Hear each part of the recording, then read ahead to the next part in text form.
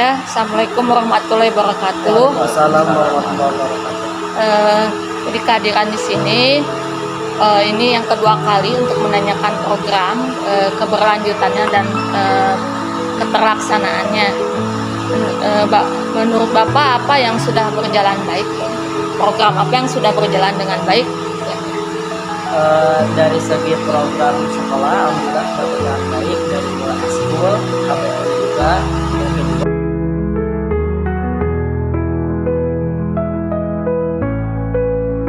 pertama kurikulum nasional, yang dikendikbud, yang kedua kurikulum, keduanya menjadi satu kepaduan. Nah, yang akan saya tanyakan bagaimana dengan literasi dan numerasi, apakah berjalan dengan baik berganti? Untuk literasi dan numerasi itu alhamdulillah berjalan dengan baik dengan seiringnya waktu, karena kita dielaborasi dengan pendidikan pesantren juga. Yeah. Jadi santri tidak hanya di buku saja, tapi ada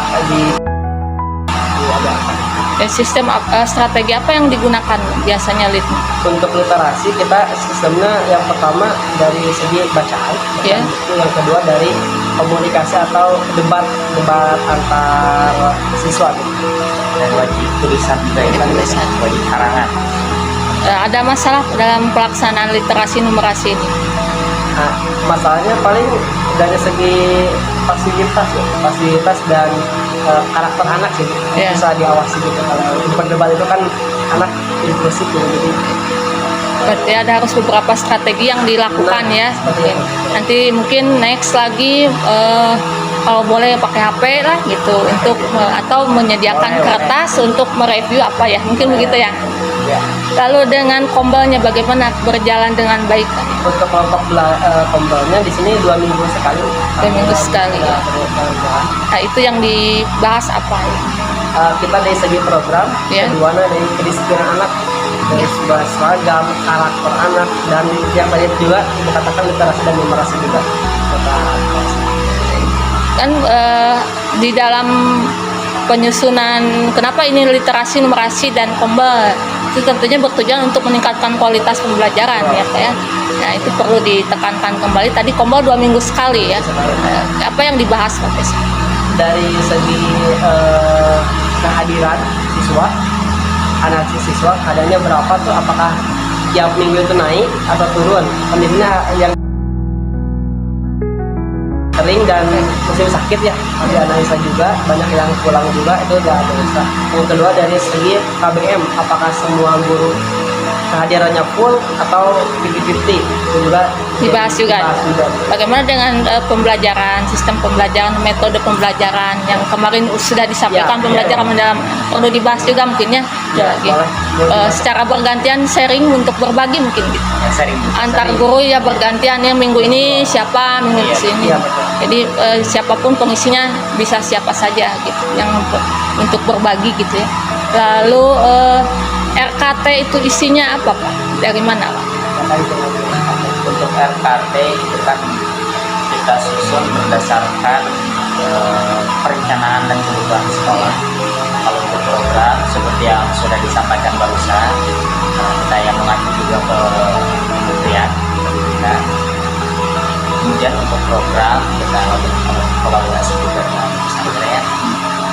Itu kan ada juga, kita lihat pertama dari acuan KJM, yang kedua yang lebih khususnya sih kita nyusun RKT dari dari tahun sebelumnya, apakah ada rencana baru sepertinya ya. Kemudian apakah perencanaan tahun kemarin berjalan, apa yang tidak berjalan menjadi evaluasi kita dan menjadi perencanaan kembali, yang sudah berjalan dipertahankan. Mungkin ya ditambah satu ada analisis rapot pendidikan mungkin ya, Termasuk mungkin, ya. ya, ada beberapa indikator, Iya. baik itu dalam akademiknya anak-anak maupun anak-anak. Jadi intinya RKT terbentuk dari analisis rapot pendidikan, antara lain selain dari observasi lingkungan Dan sekitar. dari tahun kemarin yang misalkan ya evaluasi. Ya. Lalu dibuatlah RKT-nya. Ya. Lalu muncullah yang prioritas, misalnya untuk meningkatkan kualitas tadi lewat Litnum dan Kombelnya mungkin Ya, seperti itu. Di Arkas ada di dalamnya itu yang Kalau program ini khususnya Litnum, literasi numerasi dan ada tambah. ya ada baik itu untuk guru maupun siswa. Biasanya kita kalau untuk guru mengadakan workshop di awal semester 1. Kemudian nanti ketika akhir dan awal dan akhir per semester kita adakan workshop bersama guru-guru. Pertama untuk evaluasi, yang kedua apakah dari dinas ada beberapa kebijakan baru agar kita bisa menyesuaikan. Ya, terima kasih ya Pak. Mudah-mudahan dari hambatan yang ada itu menjadi suatu masukan ya Pak ya. Amin ya Allah. Tadi hambatannya apa Pak? Tadi kan versi Pak Ustadz di Bapak hambatan. Kalau kebetulan sebenarnya Ya. Untuk anggarannya gimana? untuk anggaran untuk bos kita sama sesuai jenis ya Pak. Ya. Untuk kendala lainnya ya memang pertama kita siswa karena kan konsep santri ya tidak memegang HP. Kita usahakan ada buku, ada alat alat khusus apa itu namanya? Ada proyektor. Pengganti dari laptop. Laptop apa? Tidak HP. punya- tidak punya HP. Itu mungkin kendala juga. Dari pagi, siang, sore, malam itu diisi pengajian sehingga mereka kelelahan. Nah, kita mensiasati dengan beberapa hal. Karena untuk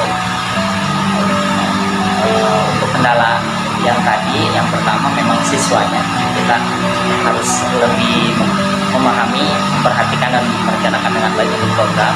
Yang kedua, gurunya juga kebetulan untuk tahun ini banyak yang tidak hadir dikarenakan sakit.